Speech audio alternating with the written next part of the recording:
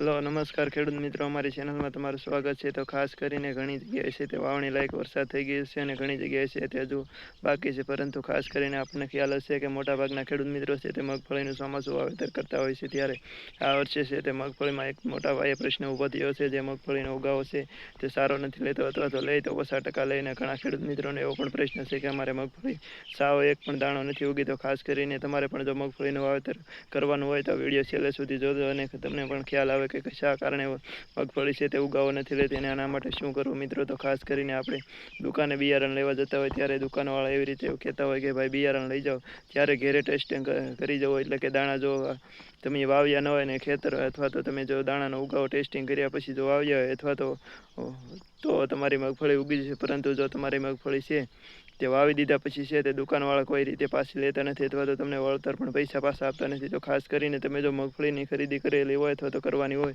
તો ખાસ કરીને મગફળી ઘરે લાવ્યા પછી તમારે પહેલાં છે તે મગફળીના 20 થી 25 દાણા ગણી અને ગુણની અંદર ગુણ પલાળે તેની અંદર ઉગાવો ટેસ્ટિંગ કરી લેવો, જેથી કરીને તમને ખ્યાલ આવી જશે કે આપણું મગફળીનું બિયારણ છે તે સાચું છે કે ખોટું. જો તમારું મગફળીનું બિયારણ ના ઉગે તો તમારે દુકાને પરત કરી દેવાનું છે મિત્રો. આ વર્ષે મગફળીનું બિયારણ છે તો ખૂબ જ મોટા પાયે ખોટું આવી રહ્યું છે. મોંઘા બિયારણ એટલે 3300 વાળા બિયારણો છે જે ખોખાના આપણે લઈએ છીએ, તેમાં પણ મોટાભાગના બિયારણો ખોટા આવી રહ્યા છે મિત્રો. તો આનાથી સાવધાન રહેવું, કારણ કે આ વર્ષે નકલી બિયારણો અથવા તો જે પલાળી ગયેલા બિયારણો છે તે ખૂબ જ માર્કેટમાં મોટા પાયે વેચાઈ રહ્યા છે. આનાથી સૌથી પહેલાં આ બાબતનું ખાસ ધ્યાન રાખવું. ત્યાર પછી છે મિત્રો આપણે આ વર્ષે છે તે ફૂગનું પ્રમાણ છે તે મોટા પ્રમાણમાં મોટા પાયે આવી રહ્યું છે. ઘણા ખેડૂત મિત્રોને ફૂગના કારણે છે તે મગફળી ઉગતી નથી મિત્રો. તો ખાસ કરીને તમે પણ જો મગફળી વાવવાના હોય અને બિયારણ લાવી નાખ્યા હોય તો તમારે પણ મગફળી વાવતી વખતે એક તો મુંડાનો પટ અને બીજો પટ છે તે ફૂગનો આપી દેવો હોય. જે 200 થી 250 રૂપિયાનો જે માર્કેટમાં આવે છે તે 2 મણની અંદર થઈ જશે. આપણે ખાસ કરીને મોંઘા ભાવના એટલે કે 2000 થી 3300 રૂપિયાના બિયારણ લાવી અને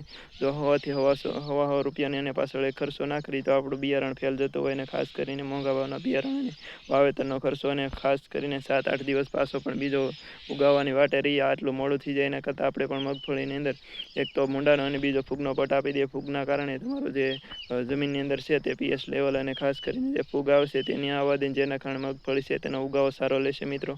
ખાસ કરીને જે દુકાનદાર હોય છે તેને તો શું ખાલી મગફળીનું બિયારણ વેચી દેવાનું હોય, પરંતુ આપણે છે તે પૈસા અને મહેનત બધું જતું હોય. તો આ વાતનું ખાસ કરીને ધ્યાન રાખવું. આ વર્ષે છે તે ફૂગનું પ્રમાણ મોટા પાયે જમીનમાં જોવા મળી રહ્યું છે મિત્રો. આના કારણે આપણી મગફળી છે તે ઉગતા નથી. તો ખાસ કરી ઘણા ખેડૂત મિત્રો એવા હોય છે કે આપણે ખાલી મુંડાનો પટ આપો, મુંડા જે આવે છે તેનો જ પટ આપો, પરંતુ જે ખેડૂત મિત્રોને ખ્યાલ નથી કે ફૂગના કારણે આપણી મગફળી નહીં ઉગે તેવા મિત્રોને પણ જણાવી દેજો કે ફૂગનો પટ છે તે ફરજિયાત આપો. આ વર્ષે છે તે ફૂગનું પ્રમાણ મોટા પાયે છે એટલે મગફળી મિત્રો ઉગતી નથી.